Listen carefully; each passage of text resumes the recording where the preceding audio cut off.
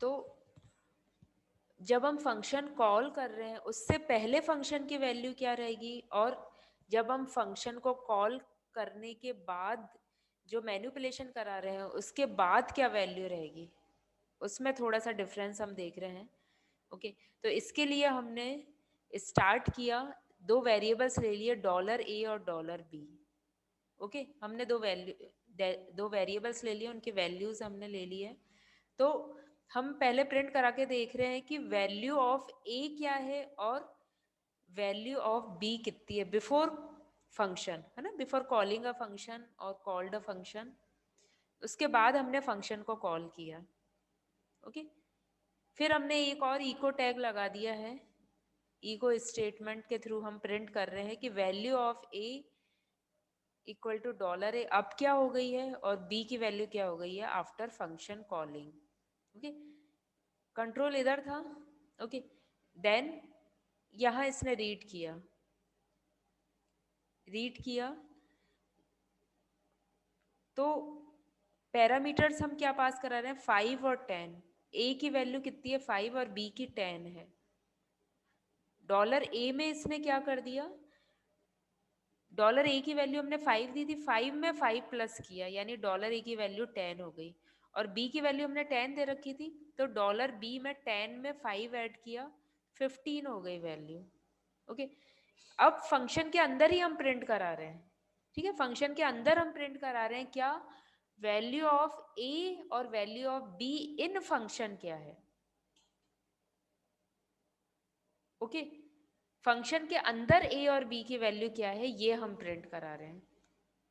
Then curly braces के पास control जाएगा again, जब ये फर्स्ट इको टैग प्रिंट हो जाएगा, देन कॉल्ड फंक्शन में ये इको स्टेटमेंट प्रिंट हो जाएगा। देन कंट्रोल कहाँ आएगा, फंक्शन के बाद इस इको के पास आएगा, है ना, आफ्टर फंक्शन। ओके, इन फंक्शन देखा हमने, पहले प्रिंट करेगा before, then in, then after. ठीक है, ये कॉल बाय वैल्यू है क्योंकि हम कोई एम्परसेंट यूज नहीं कर रहे हैं। पहले इसका रिजल्ट देखते हैं हम क्या आता है। एग्जीक्यूट कराते हैं, प्रोग्राम है हमारा बिफोर आफ्टर। ओके, तो फर्स्ट ऑफ ऑल हमने क्या वैल्यूज दिए, a equal to 5, b equal to 10 before function call. Okay, then function call कराया था हमने, कॉल्ड फंक्शन के पास कंट्रोल गया, उस कॉल्ड फंक्शन में हमने क्या वैल्यू दी है, इन फंक्शन हमने 5 ऐड कराया था a और b में, तो 10 और 15 कर दिया, उसने कर दिया। लेकिन जैसे ही कंट्रोल बाहर गया, ओके, तो वही वैल्यू हो गई जो प्रीवियस थी वैल्यू, यानी 5 और 10। ये चीज आप ध्यान रखोगे, वैल्यू कितनी हो गई, जो स्टार्टिंग में वैल्यू थी उसका कंट्रोल कहाँ तक रहा, सिर्फ फंक्शन के अंदर ही रहा। ए और बी में जो चेंजेस कराए थे वो फंक्शन के अंदर ही रहे, फंक्शन के बाहर आते ही ए और बी की ओरिजिनल वैल्यूज हो गई। ओके, एक्चुअल जो उनकी वैल्यू थी वो वैल्यू हो गई। ये कहलाता है आपका call by value. Okay, theory में आप लिखोगे तो ये डिफरेंसेस आपको लिखने हैं।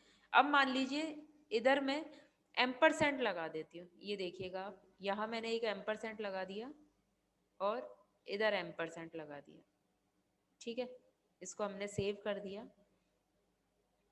अब हम अगेन वेब पेज देखते हैं, एग्जीक्यूट कराते हैं, देखें क्या डिफरेंस हुआ है इसमें।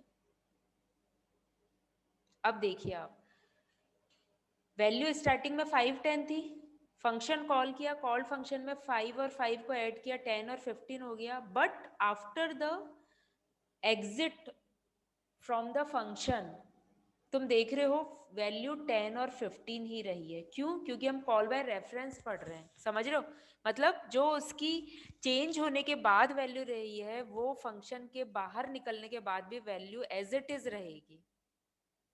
यदि चेंजेस हो गया है तो उसके एड्रेस में चेंज हो चुका है ना, रेफरेंस बन चुका है, वो उसकी कॉपी बन चुकी है, रेफरेंस बन चुका है वो। तो वैल्यू जो फंक्शन में चेंजेस करी है वही वैल्यू बाहर भी रहेगी। ओके, तो ये आपका कॉल बाय वैल्यू और कॉल बाय रेफरेंस में डिफरेंस है जो आपको ध्यान रखना है। थ्योरी में इसी तरीके से प्रोग्राम बना के आपको प्रैक्टिकली भी लिखना है। ओके।